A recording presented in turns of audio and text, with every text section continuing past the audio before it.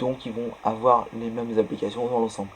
Il y a peut-être quelques applications qui ne sont pas forcément dessus, mais en général on retrouve la plupart des logiciels. Donc là on va passer à Ubuntu, qui a le petit son aussi sur Linux Mint.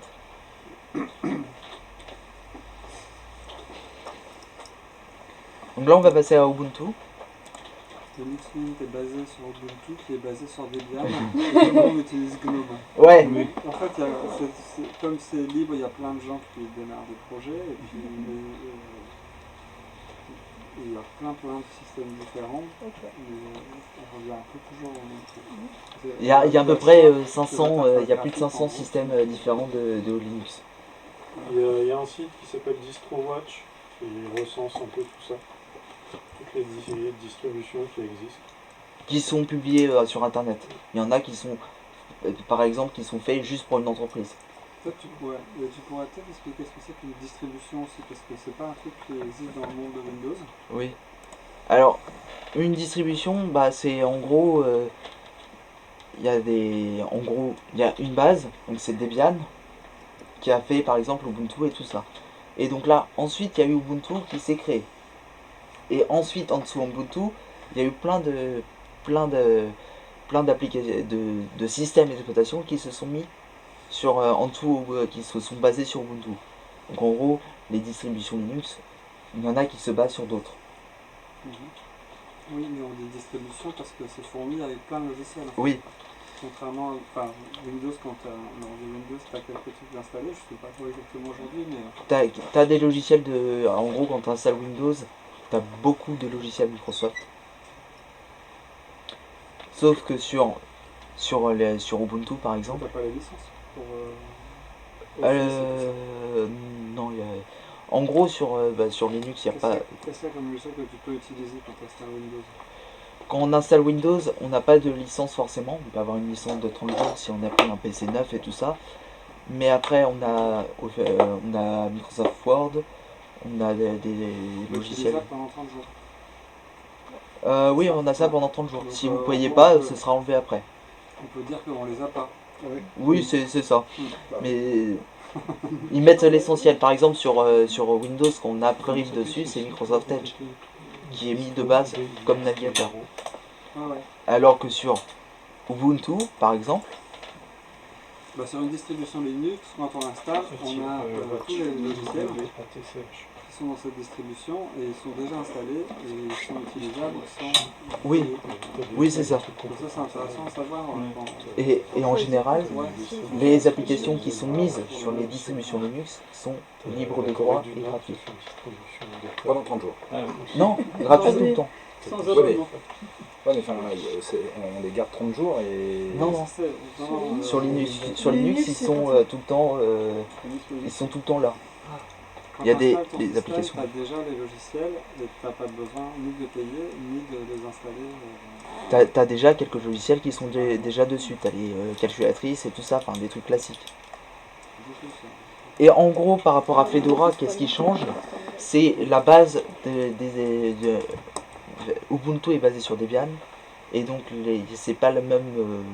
en gros, vous avez le noyau Linux, qui est commun à toutes les distributions Linux. Et ensuite, vous avez un cœur qui va gérer une partie des systèmes Linux et qui va ensuite être mis sur tous les systèmes de la base de Debian. C'est pour ça qu'on dit que Ubuntu est sur la base de Debian. Parce qu'il y a des trucs qui sont... Enfin, t'as la partie dev de Debian qui est tout le temps dedans. Et tout ça. Donc là, c'est l'interface d'Ubuntu. Donc, ouais, c'est GNOME. Et là, c'est GNOME 46.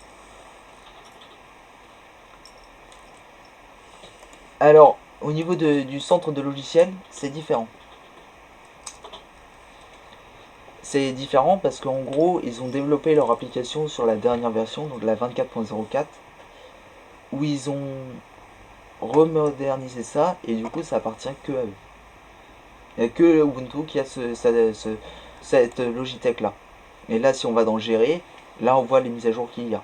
Et on fait tout mettre à jour. Et par exemple, si on va dans Explorer, là on a des snaps et tout ça. Enfin, les snaps, c'est en gros les applications sont des snaps qui permettent d'avoir les logiciels à jour régulièrement.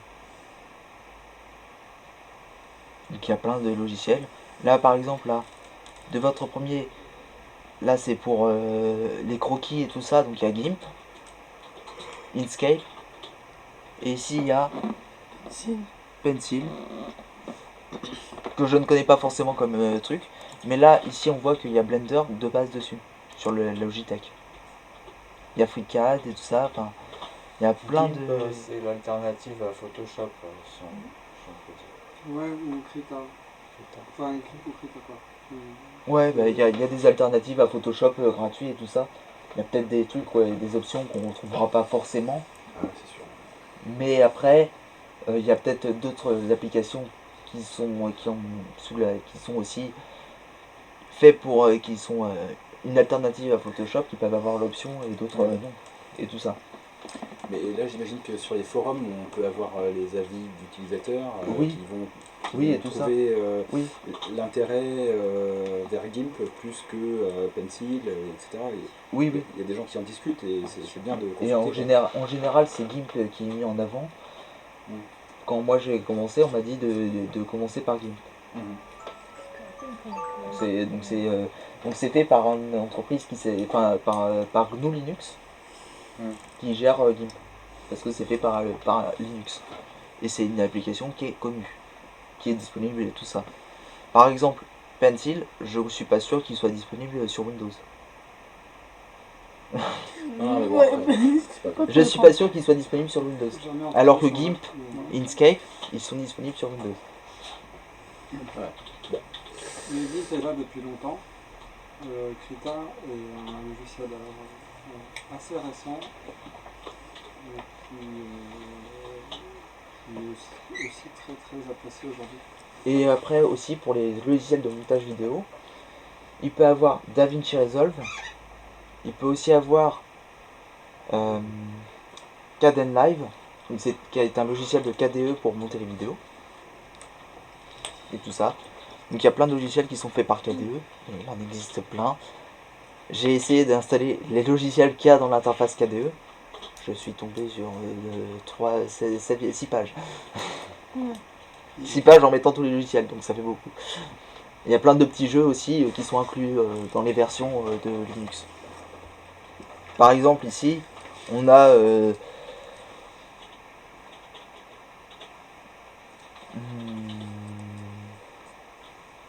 bah là j'en vois aucun jeu. Enfin si, c'est peut-être Ramina. Ah non. Enfin il y a des logiciels qui peuvent être inclus en forme de jeu. Il y a des solitaires, des Tux Kart qui sont en gros Mario Kart mais en version Linux. Et donc il y a plein de petits jeux avec Tux, qui est le personnage de Linux. Enfin qui représente Linux, le petit pingouin.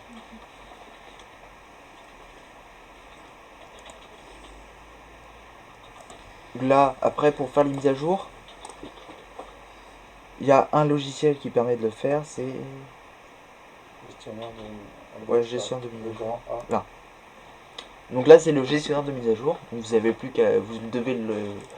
Il faut le lancer, ou alors vous pouvez dire les mises à jour de sécurité, par exemple, tu les installes automatiquement sans me dire. Ça, il peut le faire. Et donc là, il va le télécharger depuis... Parce que les deux autres que tu nous as montrés avant ne font pas. Bah, en gros...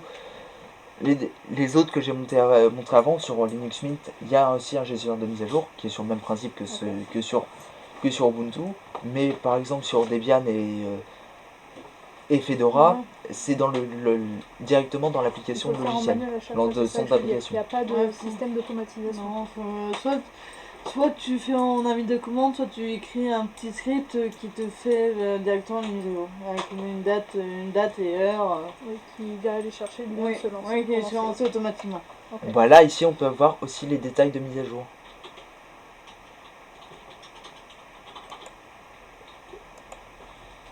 Pour les mises à jour, tu peux avoir dans Ubuntu par exemple des trucs automatiques. Hein. Oui, pour les mises à jour de sécurité, ça peut être fait automatiquement en configurant dans les paramètres. Ouais. Si on va dans paramètres là, C'est ça que tu voulais dire pour Ubuntu, Oui. c'est que ça Oui, c'est faisait pour certains types, tu pouvais sélectionner certains types de mises à jour qui se passent en automatique. Oui. Et du coup, ma question était, lorsqu'il y a des mises à est-ce jour que de... sur Debian ou Fedora ou Mint, le téléchargement et l'installation automatique Oui. est paramétrable? Bah, sur Mint, c'est paramétrable. Enfin, c'est facile avec le même logiciel que sur Ubuntu. Mais après, sur Debian et Fedora, il y a peut-être une application qui permet de le faire. Ah, je crois qu'il y a Chrome. Il y a Chrome, il y a d'autres aussi, d'autres fichiers pour tout ce qui est dans les fichiers APT qui me permettent, mais j'ai plus les noms en tête. Ok.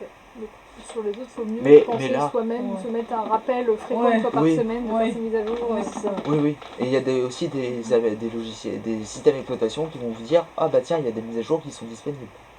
Oui, pour qu'il le sache, il faut qu'il aille les chercher en fait. » Oui, bah il va les chercher Donc, sur il va les internet, chercher en automatique. mais ça va pas consommer de ressources de l'ordinateur. Oui, ça, Et il va avoir un petit la icône, consommation de ressources, ça mais m'inquiète pas il y a trop, des mais- mises à jour de sécurité. Et donc là, on peut sélectionner, télécharger et installer automatiquement. Il était mis sur ça de base.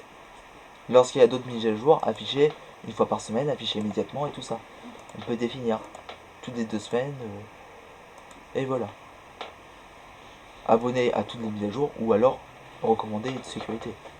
On peut juste sélectionner ça. Donc, là, on peut fermer.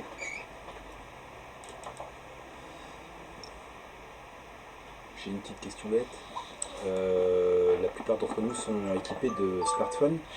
De temps en temps, on les plug sur l'ordinateur pour vider les photos, tout ça. Oui. Moi, j'aimais bien utiliser Picasa.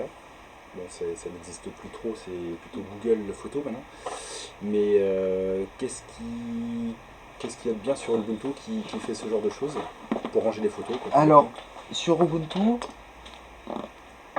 enfin sur la plupart des systèmes Linux, là par exemple, là je vais le mettre. Je vais brancher mon téléphone. Ça va vous donner un ordre d'idée de qu'est-ce qu'il va avoir. Ouais. Et est-ce qu'il y a un système d'exploitation qui est mieux qu'un autre entre Ubuntu ou Debian ou que sais-je encore? Pour cette seule application-là. Bah, là on le voit pas directement, mais on peut accéder dans le fichier, on peut accéder au. Il va y avoir une icône qui va se mettre là pour dire tiens, il y a un nouveau périphérique comme une clé USB et tout ça qui va se mettre en place. Non, ça peut voir un iPhone, ça peut voir un Android. D'accord. Et pour les Android par exemple, il faut mettre autoriser que l'ordinateur, enfin que l'ordinateur accède aux photos ou aux documents. Ouais. Vous pouvez mettre ça. Et ensuite il faut aller dans l'arborescence et essayer de trouver. Et là, par exemple, là, ton téléphone, il est déjà reconnu là? Non, parce que là moi c'est une machine virtuelle, donc il prend sur Windows d'abord. Et Ah, donc là, c'est pas une vraie démo. non, là c'est pas une vraie démo, mais il y aura une icône. C'est que tu vas dans le gestionnaire de fichiers. Par Gestionnaire exemple, de là, fichiers. si tu vas dans le gestionnaire de fichiers.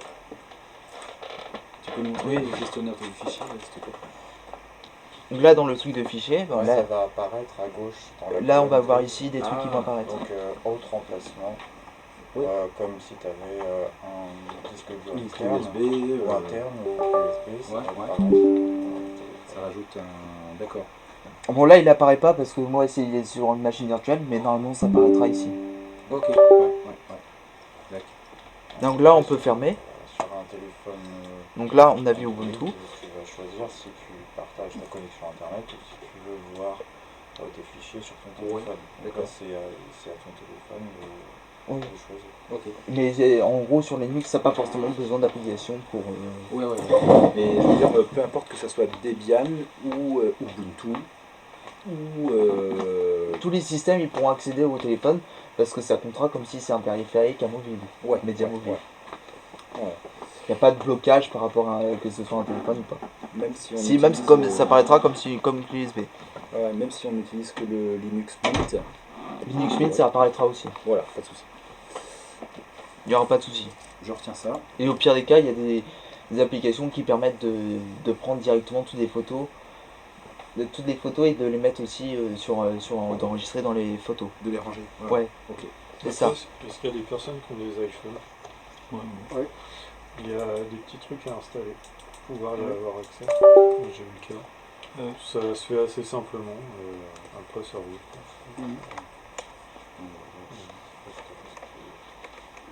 Mais là tu parles quand tu fais en filière ou bien En filière. en filière, mais autrement. J'ai jamais fait une La cartouche, les photos par exemple sur mon iPhone, il est partagé avec les PC. Les PC sont tous. Donc là maintenant, on va voir Linux.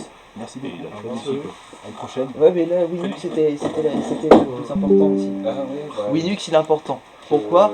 Parce qu'il a exactement la même interface que Windows. Ah, du coup, c'est pas la peine de le montrer. Non, si, je vais le montrer. Je le montre. Le quoi t'as dit? C'est lequel celui-là? C'est le C'est Linux. D'accord. Bon bah.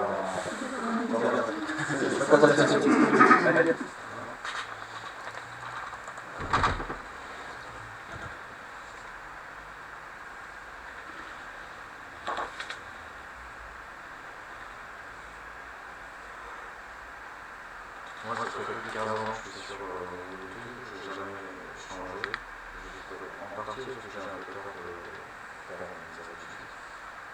C'est sur un lecteur très unique. Tu n'utilises pas du tout Windows. Si un petit peu pour ressortir un truc. Ouais, parce qu'il y a des choses qui marchent tout sur Windows. Ouais, c'est un programme. Oui, c'est ça, des petits programmes pour les machines, pour la musique par exemple. Et là, je sais pas si vous avez remarqué, mais là, vous voyez, il y a le même truc de démarrage que sur Bluetooth tout à l'heure. On avait ce petit menu-là qui se mettait en place. Normalement, vous aurez le logo des systèmes d'exploitation qui vont se mettre en place. Mais sauf que là, c'est des machines virtuelles, donc ils se mettent comme ça. Sur les machines virtuelles, ils se mettent comme ça. Mais sur les PC tour classique, on verra Ubuntu avec le truc comme ça, le logo qui tourne. Là, c'est Linux, mais c'est la même chose que Ubuntu. C'est un dérivé d'Ubuntu. L'interface graphique est aussi pour les logiciels, pour les mises à jour, c'est plus simple que sur Windows.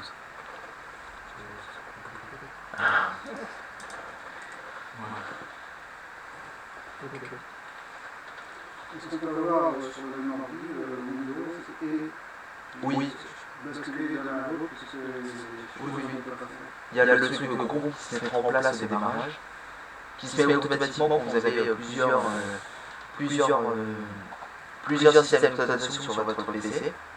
Il va se lancer, il vous dira, il vous mettra en premier le système Linux, et il vous mettra Windows pour le démarrer après. C'est en général ça, ou après il y a d'autres trucs comme ça. c'est un peu compliqué à installer. Alors, il vaut mieux avoir des partitions séparées, ou alors, si pour être mieux, c'est d'avoir des disques durs différents. Pour pas qu'il y ait de confusion entre les partitions.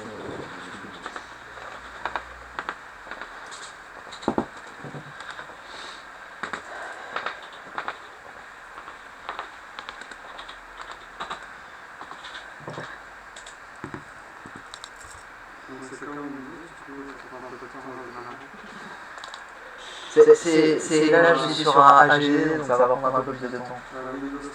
Et c'est vrai qu'il prend un peu de temps à démarrer, mais c'est parce que l'interface graphique de Windows c'est lourde.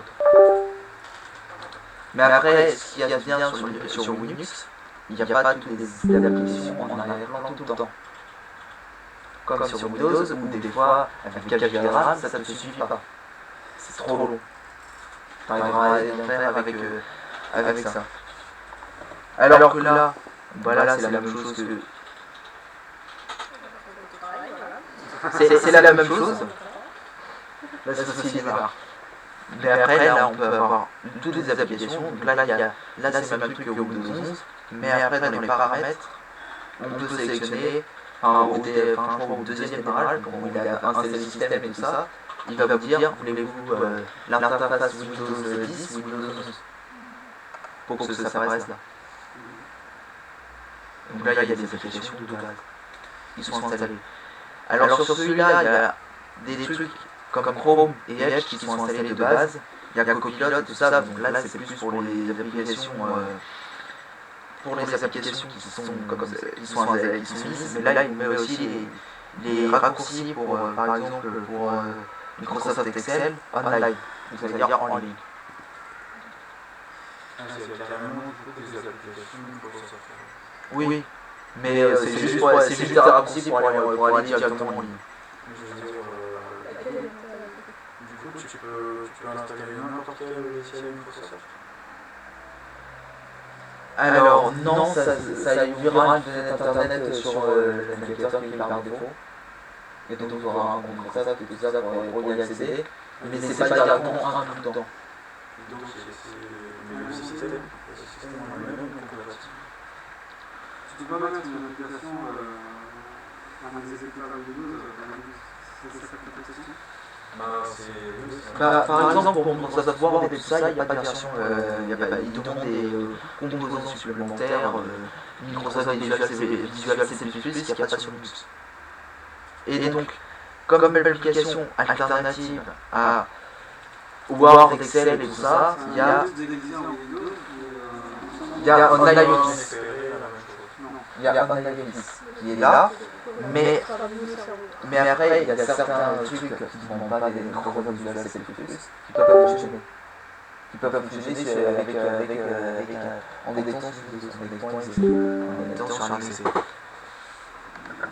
Donc là, il y a les logiciels, tout ça, il y a OneDrive qui est un tout le temps. Donc si vous avez un compte Microsoft OneDrive et tout ça, il y a d'autres logiciels. Là, vous voyez des trucs comme ça. Et ce qu'il y a bien sur Linux, c'est que vous pouvez même mettre des applications Android. En gros, il va vous installer un émulateur qui va vous faire le travail d'Android, mais ça s'appelle d'autres applications. Il va être mis de base, donc il faudra juste configurer le truc au démarrage. Vous le démarrez et vous avez comme un téléphone devant vous. Tu peux avoir un téléphone dans un Windows qui ressemble au exécuteur Windows dans une machine virtuelle. Oui. Mais sinon, tu m'as dit aussi le compte rendu là-bas. Ouais, ça c'est pour l'écran qui est de base. Ça c'est le truc de Windows. Mais après, vous pouvez, si on fait configurer le bureau et un fond d'écran. Si on fait clic droit comme sur Windows, on va sur les fonds d'écran. On lâche la bandière. Tu nous montres pas les paramètres. Oui, t'inquiète. Ils ont repris le même système que Windows aussi avec le labyrinthe, Pour les paramètres, c'est le même principe que pour les paramètres de Windows. Mais après, je crois que vous avez aussi un truc qui s'appelle aussi, quand vous êtes sur Windows 10, ça s'appelle les paramètres de Windows 10. On a fait des cours d'informatique quand on est au bac pour Et donc là, vous avez les paramètres de base de Windows. Vous avez juste 2-3 trucs qui changent, vous avez OneDrive et tout ça. Donc là, voilà. Et ici, vous pouvez avoir...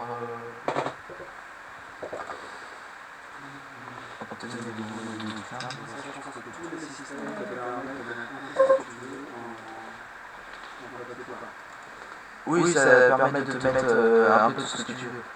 Et là, tu peux avoir des extensions et tout ça. Là, et je crois, sur Linux, tu peux avoir des trucs avec plusieurs centaines de fonds d'écran. Tu vas en avoir beaucoup. Donc tu peux personnaliser ton PC comme tu veux. C'est tellement coloré que tu retrouves tout le code et des codes.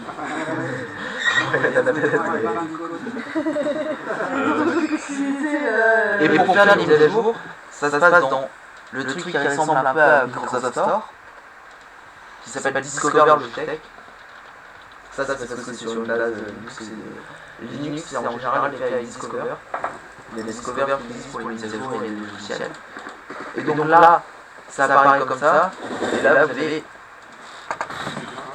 Là vous voyez, avant que j'arrive sur cette interface-là, il avait déjà recherché les jours. Donc là, il met là comme il y a des jours disponibles. Et il faudra venir là et mettre le mot de passe. Et là, on va continuer.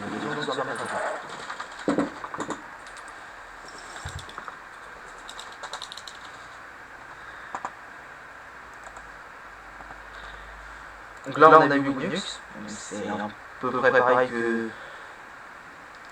Là, par exemple, là, pour le type de fichier, là, vous voyez, c'est le même logo, c'est Dolphin, c'est un petit peu différent, mais pour les recherches, au niveau des recherches de fichiers, par exemple, sur un disque dur, il va être beaucoup plus rapide que sur Windows. Sur Linux, ça va être instantané, quasiment instantané, et sur Windows, il y a tout le temps le truc verbe qui se met comme ça et qui prend 3 plombes à trouver des fichiers des fois. Oui. Sur Linux, c'est plus rapide pour trouver les fichiers.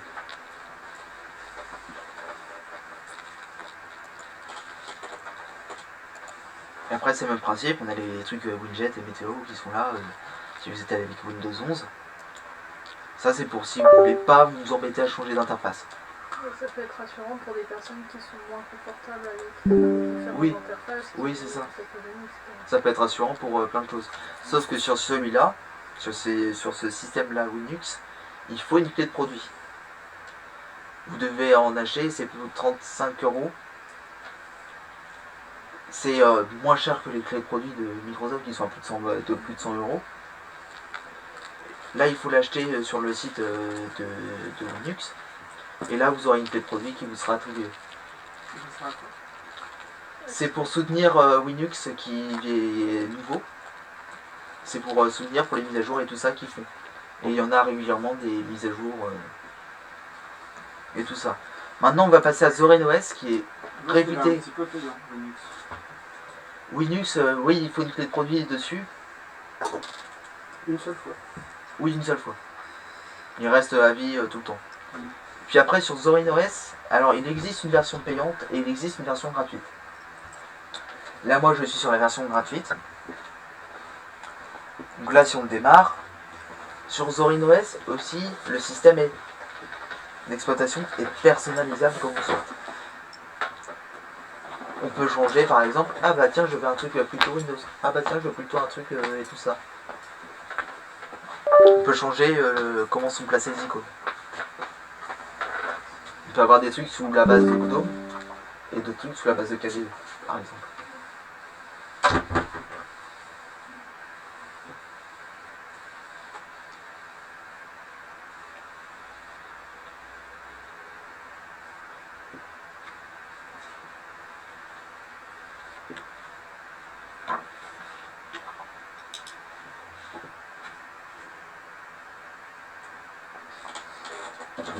C'est ça son intérêt à Zorin OS. Alors Zorin OS, il est personnalisable. Il est très personnalisable. Vous pouvez mettre plein de trucs. Si vous êtes habitué à Mac, vous aurez un truc qui sera fait, ressemble à Mac. Je suis d'accord avec la question de Pierre. Quel est l'intérêt de Zorin OS par rapport aux autres? C'est ça. Par rapport aux autres, c'est que vous pouvez le personnaliser comme vous le souhaitez au niveau de la position des icônes. Mais après, c'est sur la base de Ubuntu. C'est basé sur Ubuntu. Oui. Et à chaque fois, tu verras sur la base de Ubuntu. Et après, il y a quand même pas mal de choix dans les interfaces. Tout ça. Oui. Il y a pas mal de choix. Mais dans le fond, il n'y a pas 36 000 bases. Non, il n'y a pas 36 000 bases. Par exemple, sur la version gratuite, il y aura moins de possibilités de personnalisation. Mais par contre, sur la version payante, il y aura plus de possibilités pour personnaliser. C'est récent, Zorin OS? Je n'avais jamais entendu. Alors, Zorin OS, je sais pas si c'est vraiment récent ou pas, mais en tout cas, moi j'en ai entendu parler avec un youtubeur qui en a parlé un peu. Donc moi je me suis dit, bah, autant le mettre parce qu'il est très personnalisable ce système. Donc ça peut être utile pour des personnes. Là vous voyez, là on retrouve les points de tout à l'heure. Au niveau de... Oui, mais là les points qui sont là permettent d'accéder aux applications comme sur Ubuntu. Parce que moi j'ai pris le truc comme Ubuntu. Donc là vous avez les applications, fichiers, logiciels. Là vous avez tous les trucs comme Windows. En gros c'est un peu la base de Windows aussi. En gros c'est un GNOME en visitant Windows. En version de Windows. Mais après, vous pouvez avoir les trucs en flottant comme sur macOS. Et vous pouvez avoir les trucs aussi qui sont sur le côté, comme ça, là. En fait, tout le monde fait à peu près la même chose, Ouais. avec des bureaux avec des icônes. Et il y a plein de petites différences Ouais. cosmétiques avec lesquelles on se sent plus ou moins à l'aise. Oui. Et sur, par exemple, celui-là, il y a des fonds d'écran et tout ça, il y en a plein. Développement manque un peu créatif, c'est ça qu'on est en train de faire. Bah, c'est un peu Trouver des créatifs pour rien à faire. celui-là, et puis de faire des nouveaux- celui-là, tu peux quasiment tout faire. Tu peux tout faire quasiment. C'est une blague sur les Oui. interfaces graphiques qui Oui. se ressemblent énormément en fait. Et là, tu vas voir. Là, vous voyez, là, moi j'ai pris le truc sur la base de Gnome. Mais après, il y en a plein. Et vous avez plein d'arrière-plan. C'est un arche de liberté à là, quoi. Le choix du fond d'écran. Ouais. Il n'y a pas quelqu'un qui s'est dit je vais faire une interface graphique qui ressemble à celui du Minitel par exemple. Non, Oh bah, c'est dommage. moi j'ai eu un Magio, Linux Magio, c'était vraiment comme ça, hein, c'était pas le Minitel mais c'était très soft. Hein. Et puis tu pouvais rien changer. C'est une merde. Il y a des systèmes sans bureau aussi. Oui. Ouais, mais Comme les Non, Ubuntu OpenBox, serveurs, t'as pas de bureau. non, pas sans dire que tout est en commun, mais OpenBox, tout ça, c'est pas différent. Oui, et après, il y a aussi Arch Linux qui permet de choisir aussi l'interface que tu souhaites au niveau de l'interface graphique que tu veux au niveau du bureau.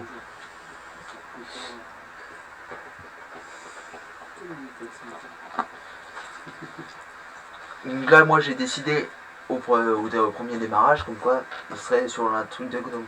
Mais après, il y a macOS, il y a tout ça et tout ça. Il y en a plein. Et là, vous voyez, il y a des fonds d'écran. Là, vous voyez, j'ai les paramètres de Ubuntu, de Gnome. J'ai même paramètres.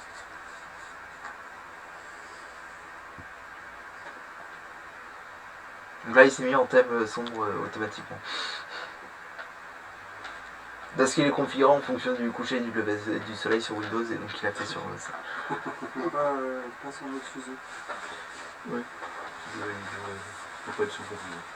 Après, je sais pas, mais je pense qu'à peu près tous, on peut changer les thèmes graphiques, la taille des polices, des trucs comme ça qui peuvent être aussi utiles. Oui, on peut personnaliser plein de choses sur Linux. On peut changer. Par exemple, si vous aimez le Arial, vous pouvez mettre le Arial comme qu'il y a pour chaque écriture qu'il y a sur le système. Si je veux avoir WhatsApp sur Linux, c'est possible. Oui, il y a une application Linux, même plusieurs. Même Spotify.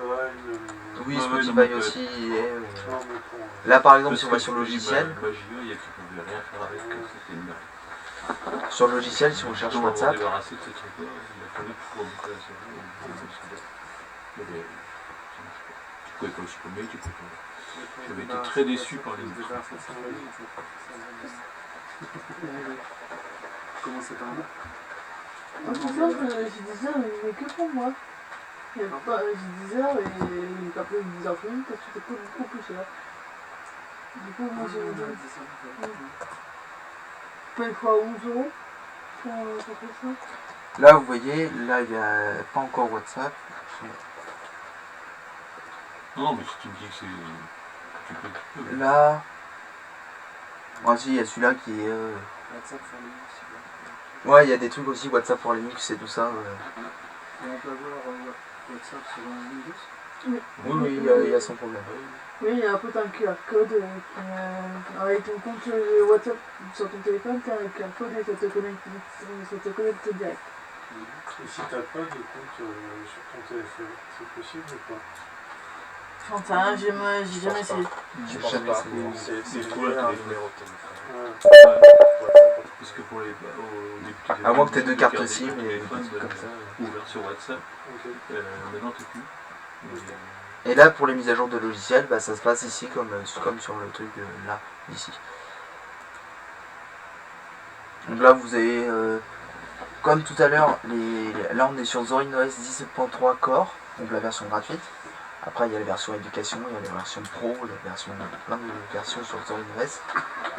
Mais moi, j'ai pris la version core, donc la version 100% gratuite. Parce que l'éducation, il est payant pour tout ça. Là, vous voyez, mise à niveau de Zorin OS. Les autres systèmes sont gratuits, mais on peut quand même donner de l'argent aussi si on veut Oui. soutenir les... Oui, on peut faire des dons et tout ça. Et ça, c'est pas forcément qu'ils sont payants comme ça. C'est juste que pour soutenir, bah là, vous voyez, Zorin OS 17 Pro. Zorin OS 17.3 Pro. Et donc, il y a des trucs en plus.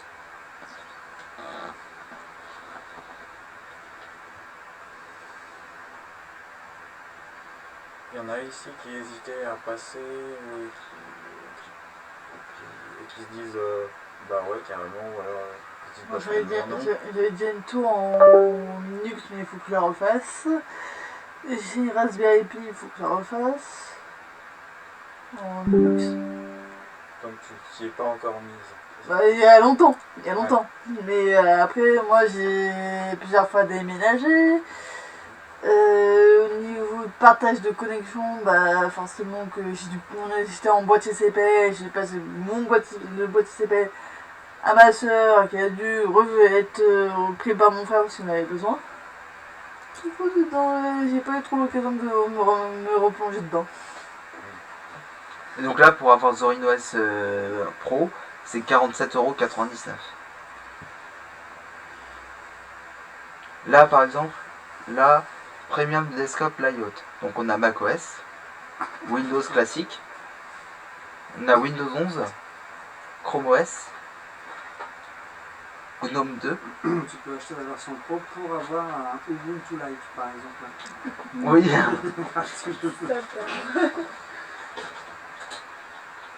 Et là, la version standard, on a un truc Windows comme ça, Touch.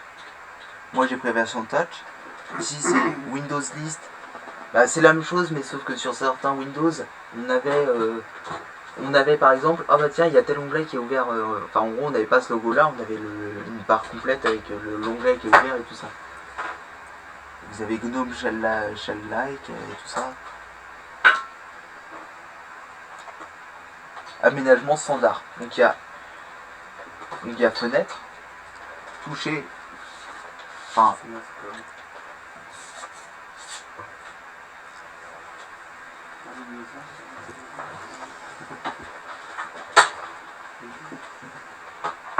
Windows Like, Touch, 243 systèmes, Windows List, GNOME Shell, et donc là on arrive à la fin des présentations que je faisais. Si jamais il y en a un qui vous a plu, vous pouvez me demander pour que je l'installe sur votre ordinateur, pour essayer de l'utiliser sur votre PC. Il y a une version sur Ubuntu, vous pouvez essayer de l'utiliser, mais sur Debian, moins. On ne peut pas l'essayer sans avoir à l'installer. Sur Ubuntu, on peut le faire. Sur Fedora, on peut le faire. C'est en machine virtuelle quoi. Non, en fait sur clé USB. Sur clé USB, tu peux avoir le système et... D'accord. Oui, en clé bootable. Ouais, mais tu l'as en clé bootable, mais sauf qu'il te met directement sur le programme d'installation sur Debian. Si, bah moi quand je le faisais, il arrivait tout le temps sur le programme d'installation. Merci Eloane, mais bonne soirée. Moi aussi, je vais rentrer. Mais c'est vrai que c'est toujours possible de faire ça, de faire sur clé USB, de démarrer son ordinateur sur la clé USB plutôt que sur un disque dur. Du coup, on peut s'en servir déjà. Et ça vous aidera aussi à dire à peu près la vitesse qu'il y aura pour le démarrage. Et là, pour l'arrêter sur la version que j'ai prise, c'est pareil ici. Et on fait éteindre.